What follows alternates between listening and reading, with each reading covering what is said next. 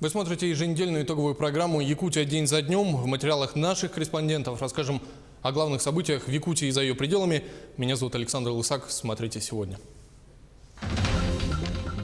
Трагедия в Кемерове, пожар в торговом центре «Зимняя вишня» как страшный кошмар для всей страны, кого уже наказали за смерть десятков детей. В правительстве Якутии выбрали курс на омоложение. Из 4 новых министров 3 нет и 40 лет. Хилтон как магнит для туристов. В Якутске предлагают построить современную гостиницу. На примете 3 площадки. Какую выбрать, спросили у горожан. Алмазы и уголь как символы Якутии. Алроса и Колмар налаживают сотрудничество. Праздник для жителей Якутии. Республиканское телевидение готовится к марафону «Весна» на НВК. Чем будем удивлять? У России появилась еще одна хромая лошадь. Напомню, в 2009 году в Перми случился крупнейший по числу жертв пожар в постсоветской России. В ночном клубе «Хромая лошадь» погибли 156 человек. И, к сожалению, история имеет свойство повторяться. 25 марта 2018 года запомнят как день трагедии в торговом центре «Зимняя вишня» в Кемерове. Крупный пожар унес жизни 64 человек. Десятки детей погибли в огне.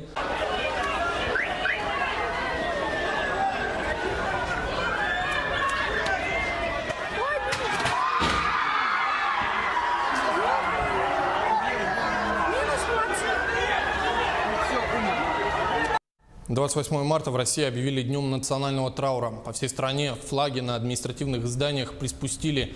Развлекательные мероприятия, концерты, фестивали, соревнования перенесли, либо и вовсе отменили.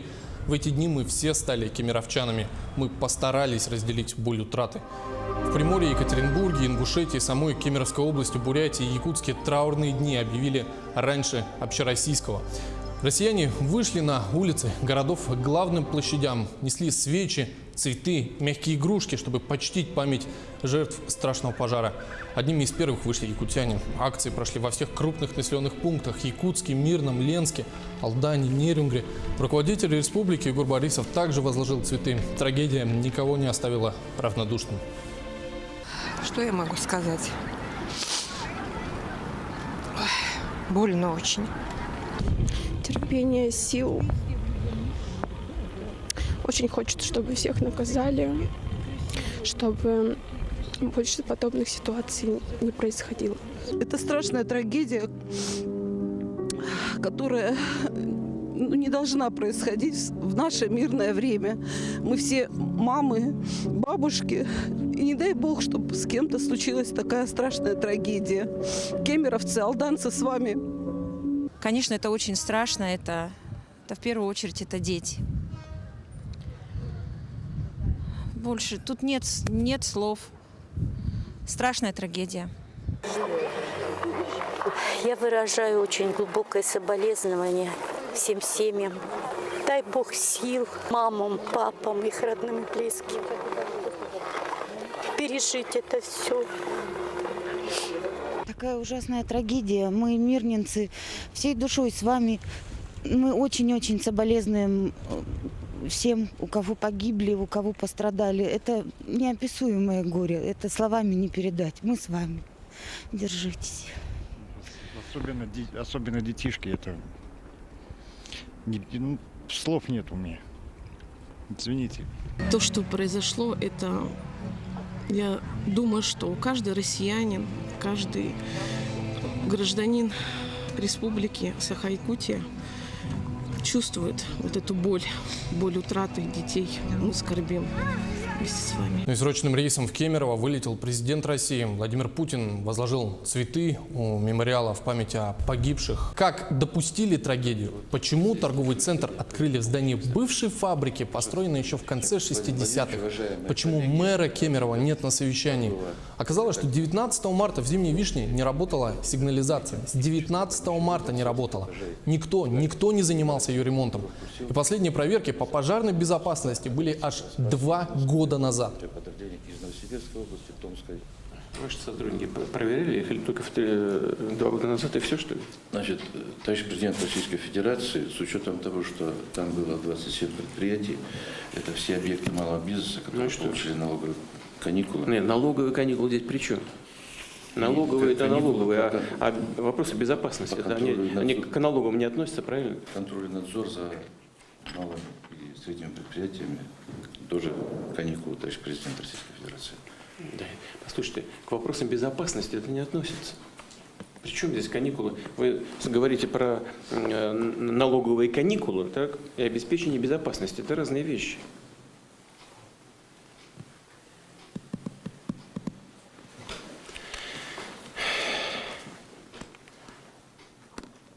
Первое чувство, значит, когда вот говоришь, когда говорят о количестве погибших и погибших детей, хочется не плакать, а реветь хочется. А когда послушаешь, что здесь вот сказано, уже другие чувства возникают, честно скажем. На том совещании досталось всем. Мы говорим о демографии, теряем столько людей. Из-за чего? Из-за какой-то преступной халатности, из-за разгильдяйства. Это прямая цитата Владимира Путина. Позже глава государства встретился с инициативной группой, куда вошли родственники погибших и пострадавших при пожаре. Это люди, которые не поверили официальной информации о количестве жертв. Встреча прошла в бюро судебно-медицинской экспертизы, куда кемеровчане приехали, чтобы сверить списки. Спросили президента наказать виноватых. Путин заверил, накажут. В Кемеровской области работает группа из 100 следователей. Они пройдут по всей цепочке, начиная с тех, кто давал разрешение из фабрики сделать развлекательный центр, заканчивая теми, кто должен отслеживать безопасность. В связи с данной трагедией у меня вопрос. Тулеев будет еще сидеть у нас до сих пор? Тулеев не мэр города. Я понял, что не мэр города, но вы же сами понимаете прекрасно. Все в области происходит от него. Да, понятно. Владимир Владимирович, проблема в нем. Хочет его видеть. Между прочим, мэр, он делает свою работу.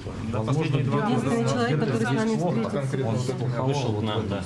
И вышел, не побоялся к людям. Настоящий горожанин. Костя, значит, вот смотрите, произошла страшная трагедия. Да? Я согласен. Это ужасно, да? Значит, для того, чтобы принять решение подобного рода, во-первых, под камерой это не делается. Ну, естественно. Для красного словца на фоне трагедии. Первое. А второе, нужно точно совершенно определить, кто в чем виноват. Вот, и когда мы это сделаем, а мы это сделаем точно, будут приняты соответствующие решения. Вне зависимости от статуса. Вообще нет. Здесь статус ни при чем, когда люди погибли. Сколько мы детей потеряли. Мы говорим о демографии, о том, что мы там, призываем детей рожать. Да? И вот, в результате таких вот вещей сколько детей потеряли. После трагедии головы полетели сразу. Сперва под стражу заключили управляющую торговым центром, технического директора компании, собственника, руководителя и одного из сотрудников предприятия, которое разрабатывало противопожарную систему, и, конечно же, охранника, отключившего, по версии следствия, систему оповещения. Дальше больше. В пятницу утром задержали генерального директора компании, собственника и главу инспекции государственного строительного надзора Кемеровской области. По всей стране начались массовые проверки торговых центров. Павильоны осмотрели и в Якутске. И не ждет ли столицу республики повторения истории с зимней вишней, знает Саргалана Захарова. Сейчас мы находимся на втором этаже торгового центра, и для того, чтобы провести наш эксперимент, поедем на самый верхний этаж и попробуем найти эвакуационный выход. А для того, чтобы узнать, сколько времени нам для этого потребуется, я буду засекать таймер. Пускаем таймер. Сколько времени нам потребуется для того, чтобы выйти из здания.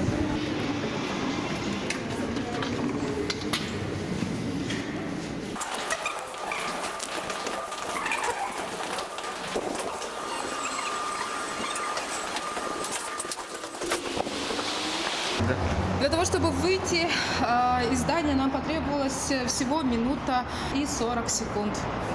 Внутри торговый комплекс устроен в виде кольца с лучами, в которых и располагаются павильоны. Можно ли быстро найти выход из коридоров? Проверяем с администрацией здания. Мы имеем 6 выходов эвакуационных. 2 основных, это первый и второй этаж центральные. И по бокам, значит, вот еще 4 эвакуационные лестницы. Можем сейчас посмотреть во время сеанса, открыты у вас двери или нет? Конечно, можно.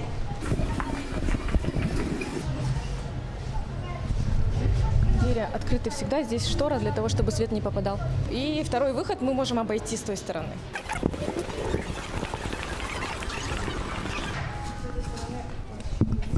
С большого зала.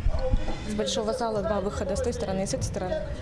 Использована ткань противопожарная, которая также должна блокировать. Не могут похвастать стопроцентной безопасностью в других торговых комплексах Якутска. В частности, в одном из популярных центров всего в 2 шагах от мэрии. На 5-м этаже здания один из пожарных выходов оказался перекрыт. Бежим к другому. Внизу закрытые на ключ двери в полной темноте. Выход все-таки нашли, но потеряли драгоценное время. Стоп. На одном из этажей находится детский магазин. В зале 2 эвакуационных выхода, но и они закрыты. За объяснениями отправляемся в администрацию центра. Кабинеты начальников в разгар рабочего дня заперты, словно пожарные выходы. Переходим дорогу. В другом торговом комплексе на последнем этаже с доступом к запасным выходам тоже возникли проблемы. Работники одного из ресторанов преградили путь к съемочной группе. Да, он закрыт. А почему закрыт? А почему закрыт? Потому что когда пожар, мы всегда открыли. А он же должен быть все время... Ну, как бы открыто, но не пускаем. Справедливости ради отметим, что другие пути оказались открыты. Они предоставляют доступ, открывают все двери служебные, да, у нас эвакуационные выходы, у нас их 7, и сопровождают каждого, то есть физически могут сопроводить. Они у нас практически во все дневное рабочее время они у нас открыты. Что не увидел журналист, обязательно заметит инспектор пожарного надзора. В крупнейшем торгово-развлекательном центре Якутска сотрудники выявили лишь 5 мелких недочетов. Вот эти стеллажи отсюда нужно будет убрать, потому что по направлению выхода они у вас стоят. Администрация пообещала, нарушения немедленно устранят. К каждому зданию, говорят инспекторы пожнадзора, разные требования, но есть одно общее правило. Все эвакуационные пути и выходы должны быть открыты на момент нахождения людей в здании. В ночное время, да, когда людей нет в здании и там из персонала 1-2 человека, это возможно. Грубых нарушений, которые нельзя сразу исправить, инспекторы не увидели. Замечания сделаны администрацией и другого центра, где находятся игровые залы для детей. В ходе проверки выявили нарушение. Динамика оповещения людей о пожаре не соответствует, то есть маленькая. Еще двери пути эвакуации должны оборудоваться легко открывающимися запорами, которые можно открыть изнутри без ключа. При нынешних правилах безопасности речь не только о противопожарной, соблюдать все требования не получается, считают эксперты.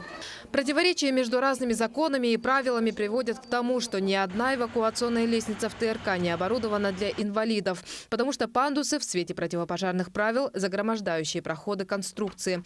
По тем же правилам противопожарная дверь должна быть с порогом высотой 5 сантиметров, а по закону о защите лиц с ограниченными возможностями здоровья все двери должны быть без порогов. Та же история с антитеррористическими правилами. Росгвардия требовала, чтобы один из наших комплексов мы по всему периметру 1-го этажа обнесли защитной решеткой, а пожарные против. У них свои требования. Среди предпринимателей бытует еще одно мнение. Законы не успевают за развитием технологий. Во время рейда в одном из торговых центров инспектор указала на несоблюдение безопасного расстояния вещей от осветительных приборов. Сотрудники с претензией не согласились, но все же последовали требованию надзорных органов. Через пару дней, когда мы пришли убедиться, что меры предприняты, коробки отодвинули подальше от ламп. Посмотри, даже по входу явно больше уже.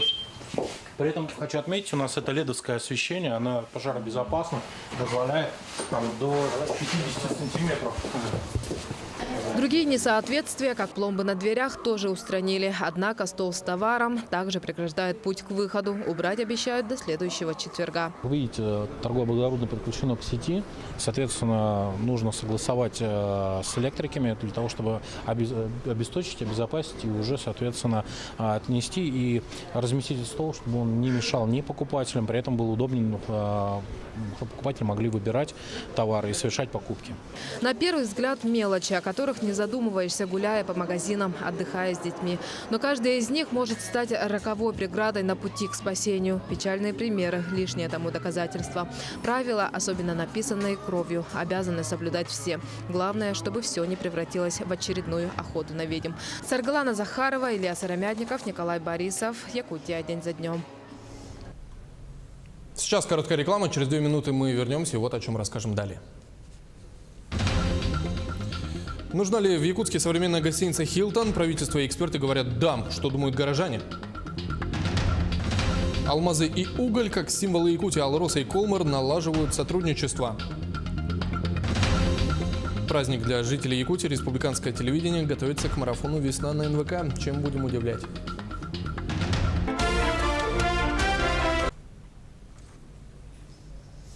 Это «Якутия день за днем». Мы продолжаем. Серия назначений прокатилась по Республиканскому дому правительства. Многочисленные указы подписал на неделе руководитель региона Егор Борисов. Некоторые лишь переехали из одного кабинета в другой, а кто-то получил заветный министерский портфель впервые. Последний раз массовые перестановки на шахматной доске якутского правительства были 2 года назад. Тогда на пост премьер-министра Якутии назначили темную лошадку Евгения Чекина. Экс-министр спорта Михаил Гуляев был повышен до вице-премьера, а Федор Борисов, руководивший управлением по профилактике коррупционных правонарушений, стал руководителем администрации главы правительства региона. Борисов сменил Юрия Куприянова, который в 2016-м поменял Якутск на Москву и стал постоянным представителем республики при президенте России. Теперь новая волна назначений. На днях стало известно, Министерство по молодежной политике региона возглавит Иван Луцкан, замминистра по развитию гражданского общества. Об этом руководитель Якутии Егор Борисов написал в Инстаграм. Указ о назначении уже вышел. Иван Луцкан, заметил Борисов, как человек неравнодушный и уже достаточно опытный для своих лет, сможет сплотить коллег и вместе с ними целенаправленно достигать хороших результатов. Итак, познакомьтесь, Иван Луцкан – самый молодой член правительства Якутии. Ему 33 года, медик по первому образованию. В 28 стал кандидатом наук, был управляющим Жатайской больницы медицинского центра Якутска. На госслужбе, как видно, Луцкан успешен не меньше, чем в медицине. Ну и в начале марта портфель министра промышленности получил Максим Терещенко. Ему 36 лет, родился в Иркутске. Последние 11 лет работал в Якутугле. Последняя должность – начальник управления по персоналу. В этом году стал финалистом Всероссийского конкурса управленцев «Лидеры России». Интервью с новым министром смотрите чуть позже. Ну и в марте изменилась и структура правительства. Первый вице-премьер, министр экономики Михаил Осипов лишился половины должности. Теперь он исполняющий обязанности первого зампреда. Пост министра экономики также с приставкой ИО занял Денис Белозеров, теперь уже бывший директор Якутского хлебокомбината. Главным по хлебу Белозеров был последние 4 года. Под его руководством ежегодные доходы завода выросли на 300 миллионов рублей. 2 года Белозеров был председателем молодежного правительства Якутии. Что интересно, со СМИ Белозеров председатель общался охотнее, чем Белозеров директор завода. Посмотрим, насколько открыт будет Белозеров министр. В один день с исполняющим обязанности министра экономики Якутии назначили руководителя республиканского Минсельхоза. Им стал Александр Атласов, глава Намского района. Трудовой путь Атласова тесно связан с сельским хозяйством. Начинал рабочим совхоза Намский, учился в сельскохозяйственном институте, трудился в Намском управлении сельского хозяйства и региональном Минсельхозе. В 2005-м возглавил родной Хамустахский первый наслег. 8 лет спустя стал главой Намского района. Вообще муниципалитет позиционируется как сельскохозяйственный, главная отрасль животноводства. На бумаге Атласов подходит. Посмотрим, как бумага соотносится с реальной жизнью. Напомню, что Минсельхоз также был отделен от должности первого вице-премьера. Совмещенный пост занимал Петр Алексеев. Теперь, как и Осипов, он исполняющий обязанности первого заместителя председателя правительства. Ну и что мы имеем? Причина разделения портфелей не ясна. Либо не рассчитали нагрузку, либо это стратегия на обновление и омоложение регионального правительства. Что, кстати, больше похоже на правду. Сейчас кабинет министров выглядит так. До 50 лет 14 человек, за 50 – 16. И большая часть молодежи была назначена в последние 2 года. Накануне назначили нового заместителя министра по делам молодежи Якутии. Пост займет Любовь Клюкина. Последние 7 лет работала в комитете по молодежной и семейной политике Ленского района. Как она и новый министр Иван Луцкан будут выстраивать молодежную политику республики, еще непонятно. А вот Максим Терещенко, новый министр промышленности, уже рассказал, на чем сделает акцент в работе возглавленного ведомства. Вопрос возникает. Вот объясните вот эту процедуру назначения нового министра. Вот как вам поступило предложение? Глава республики Егор Борисов позвонил вам по телефону и сказал: Максим Викторович, хотите быть министром? Как вот? Приоткройте завесу тайны. Я думаю, тайны здесь никакой нет. Скорее всего, отсутствие у ряда людей информации определенной. На протяжении длительного времени проходили консультации на различных уровнях, встречи, то есть начиная от представителей, руководителей департаментов администрации главы и правительства. После прохождения этих процедур, скажем, собеседований, состоялась встреча с председателем правительства Чекиным Евгением Алексеевичем, где он задал свои вопросы. Я думаю, он получил те ответы, которые хотел услышать. Как понимаю, на основании всех резюме, всех согласований, которые были получены, состоялась встреча с главой республики. На этой встрече он также задал мне ряд вопросов и предложил занять пост министра. Вот развитие промышленности в Якутии, несмотря на курс к диверсификации, все еще сохраняет такую ресурсно-сырьевую модель. Как вы считаете, нужно ли развивать перерабатывающее производство в республике? Ресурсная модель, конечно, на сегодня эти производства являются у нас определяющими локомотивами действия, но развития нашего. Но, тем не менее, необходимо уделять внимание и другим направлениям. То есть обрабатывающая, перерабатывающая промышленность создает дополнительную стоимость, создает новый продукт, то есть создает новые возможности для его транспортировки, создает новые рабочие места, причем высококвалифицированные. А весь мир идет к тому, чтобы были востребованы специалисты с новым уровнем образования, с новым качеством образования, чтобы наши люди Якутии были трудоустроены и востребованы, то есть чтобы продукция была реализована и востребована не только на внутреннем рынке, но и на внешнем. Вот, кстати, о других производствах. Вот угольная промышленность Якутии с началом реализации территории опережающего развития Южная Якутия, все говорят, получила второе дыхание. Как вы считаете, как должны развиваться другие отрасли промышленности? Вот вы затронули тему транспорта, тему инфраструктуры, что-то же еще должно быть. Несомненно, то есть, потому что инфраструктура, транспорт, они создают возможность для развития других производств. Близость транспортной артели позволяет возможность экспорта из республики новых товаров, то есть полученных в результатах новых производств. Поэтому надо уделять внимание лесоперерабатывающей промышленности. Надо рассматривать возможность развития алмазной, ювелирной промышленности в республике. То есть это все, опять-таки, то, чем сильна, то есть наш потенциал Якутии в целом, на что необходимо обращать внимание. То есть мы будем смотреть на развитие легкой промышленности, на развитие, поддержку местного товаропроизводителя. То есть все направления не должны остаться без внимания, которые подвинутся нашему министерству. Они все должны двигаться по пути развития. А самый возрастной член Кабинета министров Якутии зампред Михаил Гуляев. Михаилу Дмитриевичу 62 года. Министров моложе 40 в республике 5. Иван Луцкан, Георгий Балакшин, Денис Белозеров и министр инвестиционного развития Антон Сафронов. Его задача – привлекать деньги в регион. Для этого нужно не только открывать путь для промышленных компаний, но и создавать условия для туристов, в том числе иностранных. Строить дороги, развивать инфраструктуру. Например, в Оймяконе, где завершился фестиваль «Полюс холода». Давно заслуживает, между прочим, стать туристическим центром республики.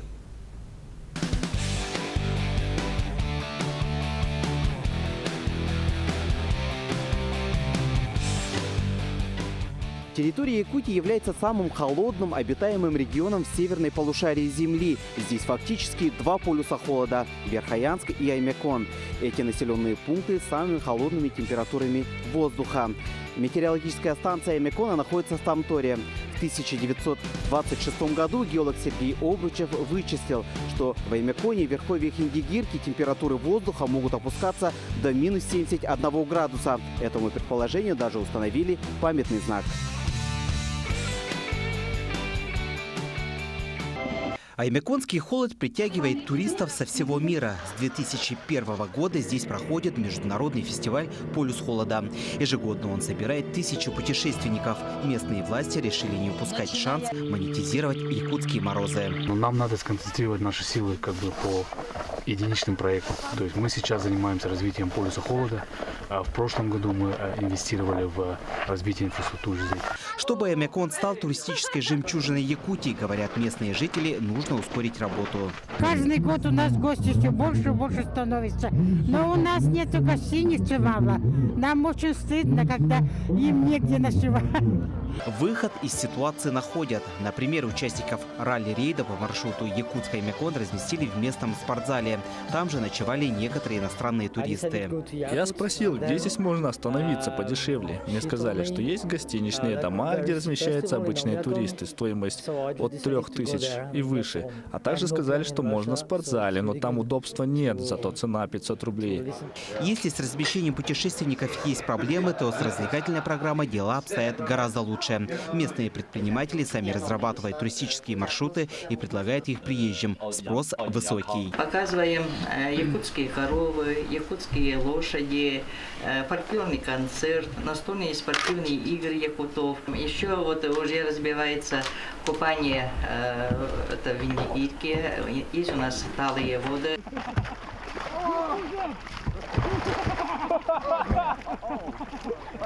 В основном приезжают европейцы. Они интересуются холодом.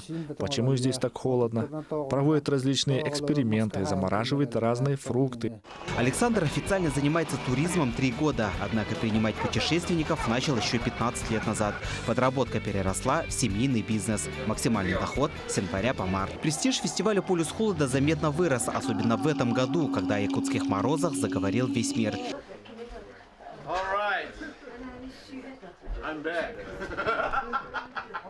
Добираться по земле до полюса холода экстремальный, но не самый привлекательный вариант для туристов. 1000 километров по не самой ровной дороге. У нас есть круглогодичная транспортная инфраструктура, да? Но, конечно, хотелось бы, чтобы были бы, чтобы дотационные рейсы круглогодичные были бы. Везде по кривым дорогам и жизни в неблагоустроенных гостиницах есть своя изюминка. Но отдыхать в оборудованном номере и ездить по ровному асфальту, конечно, гораздо приятнее. Станет ли полюс холода туристическим центром Якутии? Жители уверены, станет. Поддерживают и иностранцы. Дмитрий Тымыров, Павел Пахомов, Тамтор, Аймяконский улус. Ну, сейчас короткая реклама, вот о чем расскажем ровно через 2 минуты. Алмазы и уголь, как символы Якутии, Алроса и Колмар налаживают сотрудничество. Праздник для жителей Якутии. Республиканское телевидение готовится к марафону «Весна на НВК». Чем будем удивлять?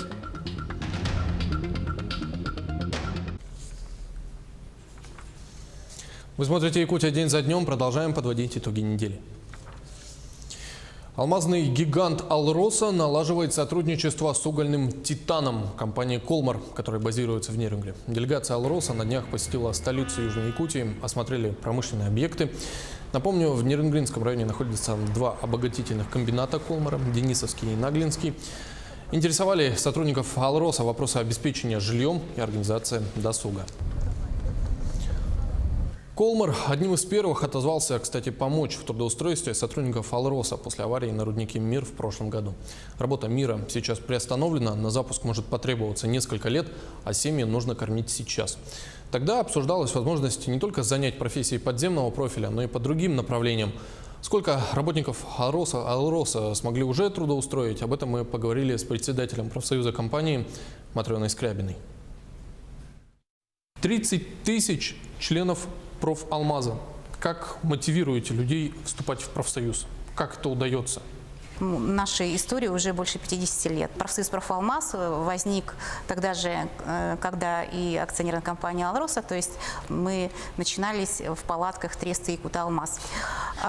Сейчас в Якутии около 28 тысяч из 30 членов профсоюза, 30 тысяч членов профсоюза находятся.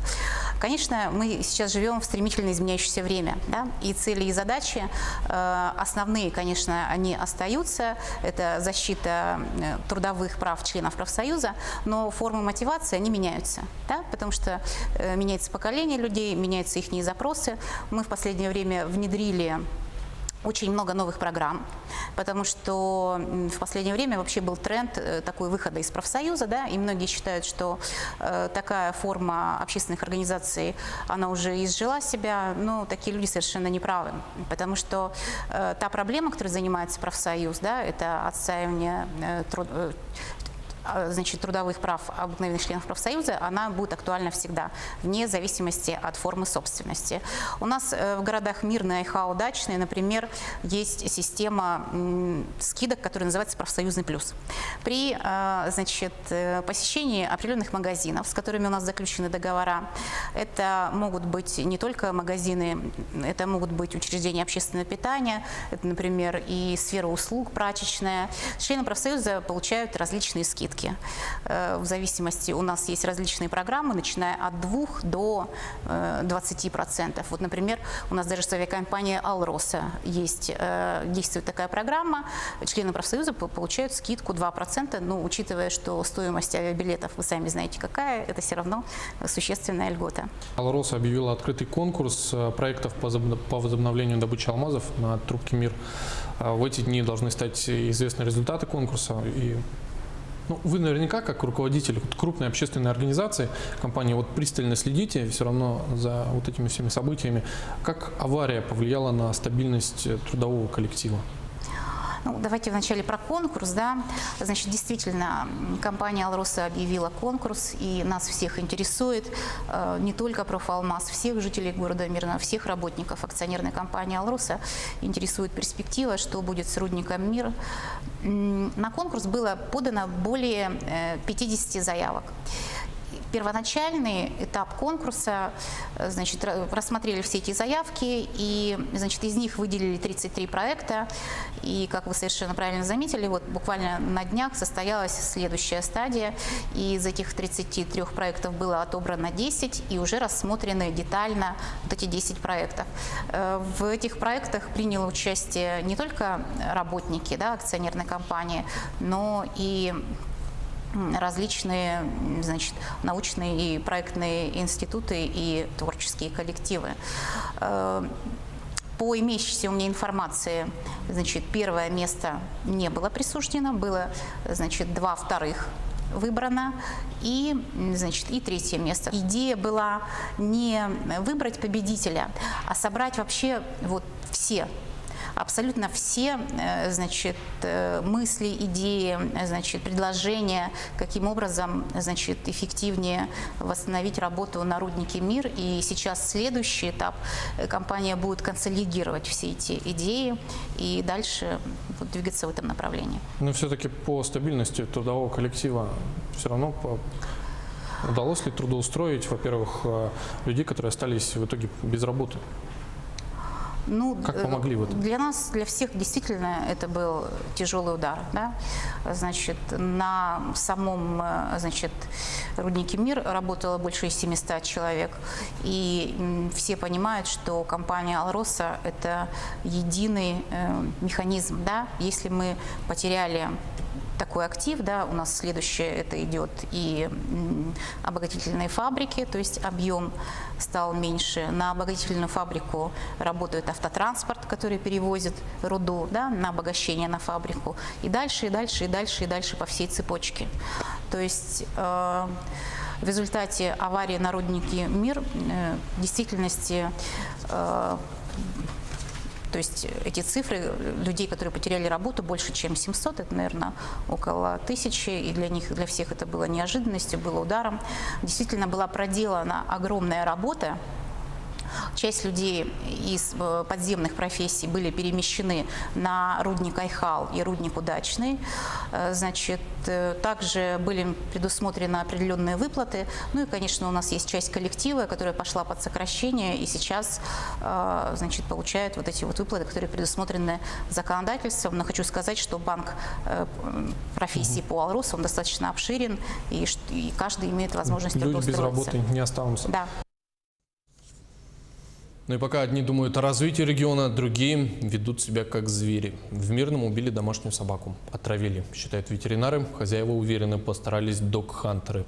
Весна, к сожалению, сезон бродячих собак. И резко вырастает число и нападений на людей, и убийств домашних и безнадзорных животных.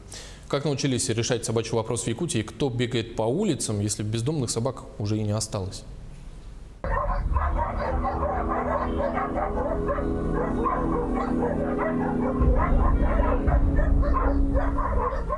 Сцена из фильма ужасов в Ханты-Мансийском округе. Стая бездомных собак загрызла мужчину. На протяжении 2 лет он подкармливал животных. Однако это его не спасло.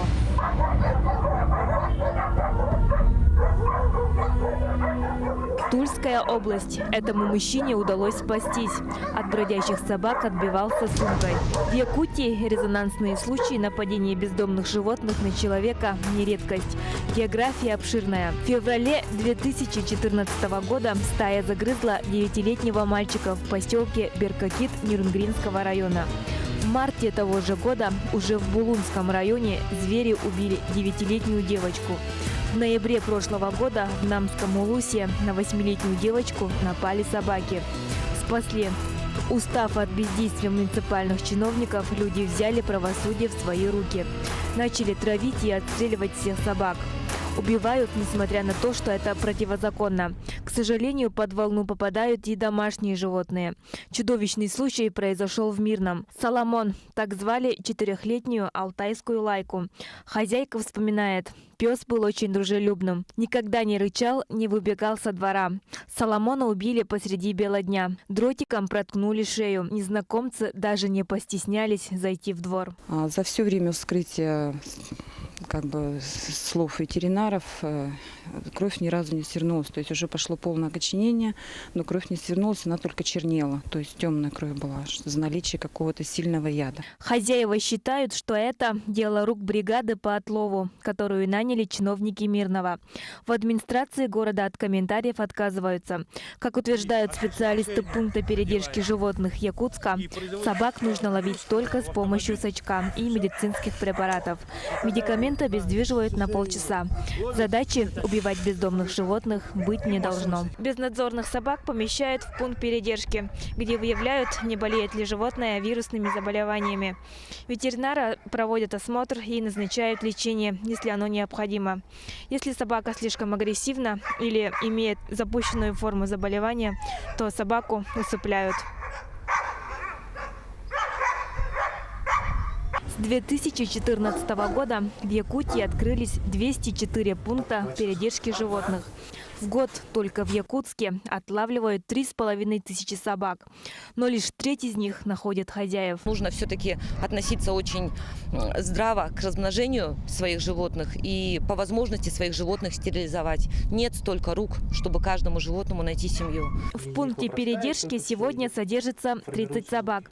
Согласно исследованиям биологов, самки бродячих животных беременеют 1 раз в год и приносят по 5 щенков. Борьбу ведут и в муниципальных районах. Сегодня работают 340 уполномоченных по регулированию численности безнадзорных собак. Из бюджета республики выделяют 24 миллиона рублей. Во всех районах республики, и в том числе в городе, животные – это у нас не домашние животные. Это у нас животное, которое живет во дворе, которое ходит с нами на охоту, она охраняет наш дом. Такое полудикое, но считается как домашнее. На самом деле в городе за последние 3 года бродячих животных вообще практически нет. Это все собаки, которые видите на улице, они в 99% случаев они чьи-то. То есть откуда-то убежали, у кого-то живут рядом с подъездом, у кого-то живут на даче. В России пока нет федерального закона, который регулировал бы численность животных. Чипирование еще не ввели. В той же Грузии подобная система действует уже 3-й год. Результаты неплохие. Ни одна из чипированных и стерилизованных собак не представляет опасность. Для повышения ответственности владельцев в Госдуме России рассматривают закон о введении налога на домашних животных. По недобросовестным хозяевам решили бить рублем. Вот только прибавится ли ответственности после этого? Саргалана Федорова, Владимир Павлов, Павел Пахомов, Якутия. День за днем. Но в Нюрнгринском районе собачий вопрос сейчас не так актуален. Издание «Якутск.ру» посчитало, на 1000 нюрнгринцев приходится хотя бы 1 алкомаркет. Это при населении в 75 тысяч человек. По этому показателю район в лидерах среди крупных муниципалитетов республики. Нюрнгринский район также в 3 муниципальных образований, где нет ни одного трезвого села. Это уже данные Управления госалкоголь-контроля Якутии. Добавлю, что 2018 объявлен в Ниренгринском районе годом здорового образа жизни. Инициатива местной администрации. В плане работы более полусотни пунктов, спартакиада руководителей Ниренгринского района, о линии гонки, соревнования по национальным видам спорта и беседы по патриотическому воспитанию. Жаль, что нет пунктов о борьбе с алкомаркетами. Так и пропагандируем ЗОЖ с бутылкой наперевес. Ниренгринские экстремалы завершают экспедицию к хребту Удакан. Сотни километров на внедорожниках пройдены. Теперь езда на снегоходах. Путешественники пытаются проложить новый туристический маршрут. Они доехали до поселка Хани и исследовали долину реки Алангдо, передает Сергей Козюра. Стартовав из Ниренгри, нам предстояло преодолеть 700 километров, 500 из которых зимник Бама на автомобиле, груженном снегоходами, до поселка Хани. Дорога заняла 20 часов. Переночевав в поселке, мы приступили ко второй части экспедиции – снегоходной. В 40 километрах от Хани в сторону Чары начинается хребет Удакан. С долины реки Алангдо мы и начали снегоходную разведку. Вот она, долина Алангдо. Туда дальше, дальше, дальше. Наша настоящая Южно-Якутская Швейцария. Ну что, одеваемся, Ялга, вперед, в путь! На третий день мы решили пробиваться в северном направлении вдоль ключа Тако. Но снег там оказался очень тяжелым. Да и к тому же пасмурная погода мешала читать ландшафт. Так что в тот день мы накопали. Единственный минус то, что у нас идет снег и пасмурно. И дорога не читается, и наст, поэтому очень сложно. Сашка там кричит что-то. Чего ты, выехал? Нет, не знаю. Чуть-чуть лыжу освободил, подкопал, поднажал, газанул и отправил его вон туда. Он у меня скатился. Теперь следом за ним скачусь и я. Изрядно вымотавшись в тот день, мы вернулись в Хани хорошенько отдохнуть и, дождавшись солнечной погоды, бросились на штурм уже с южной стороны, через перевал Мурурин, который является самой высокой точкой железной дороги БАМ, где и снег оказался подходящим. Наша экспедиция Хани-2018 на дальних рубежах продолжается. Удакан! Становой! Гадар! Мы на границе 3 хребтов и 3 республик, вернее краев. Якутия, Забайкальский край, Амурская область. Наша первая вершина! Напомню, что телеканал «Якутия-24» является партнером данной экспедиции, по окончанию которой зрителей ждет увлекательный репортаж. Сергей Козюра, Хани, Якутия, день за днем. Республиканское телевидение готово встретить весну с якутянами, преданными зрителями. Подготовка к марафону «Весна на НВК» на финишной прямой уже завтра. Праздничные концерты, розыгрыши, прямые эфиры. В 2017 году фестиваль посетили 5000 человек. Кристина Якупова о прошлогодних победителях и нынешних призах. Смотрите, 1 апреля большой прямой эфир «Весна на НВК». Первая праздничная весна на республиканском телевидении прошла в 2017 году. Тогда обладательницей суперприза стала жительница Якутска Тамара Лыхина. Победительница прошлого сезона «Весна на НВК», выигравшая с рук дома, уже построила его у себя на даче и планирует летом сюда въехать со своей семьей. Тамара Лыхина пошла на розыгрыш «Весна на НВК» с дочкой, отстояла длинную очередь и получила один из последних браслетов. Вечером раздался неожиданный звонок. Вы Тамара? Я Тамара. Мы с НВК Саха. Вы, говорит, суперприз. Я говорю, я не может быть. Мне аж плохо стало, потому что как-то 1 апреля, думаю, может, розыгрыш, действительно. Потом нет, правда. Тамара Пантелеймоновна не имеет важных связей и влиятельных покровителей. Женщина работает дворником в детском саду. В победу долго не могла поверить. В лотереях и розыгрышах никогда не выигрывала. Однако испытать судьбу решилась. Всего один браслет превратил Тамару Лыхину в обладательницу сруба дома. В этом году женщина хочет еще выиграть. Теперь купила целых 4 брелока с купонами. А вдруг повезет? А вдруг я веранду выиграю? А вдруг я сруб бани выиграю? Или одежду якутскую? Кроме бани и веранды можно выиграть путевку в любую точку мира, мотоцикл, портативный гараж и еще десятки призов. Акция «Весна на НВК» состоится 1 апреля, как и в прошлом году. Только вместо площади Дружбы концерт пройдет перед зданием НВК Саха. Мы хотим, чтобы все жители республики 1 апреля, сидя у своих телевизоров, у экранов, почувствовали о том, что пришла весна. Пора радоваться, пора улыбаться.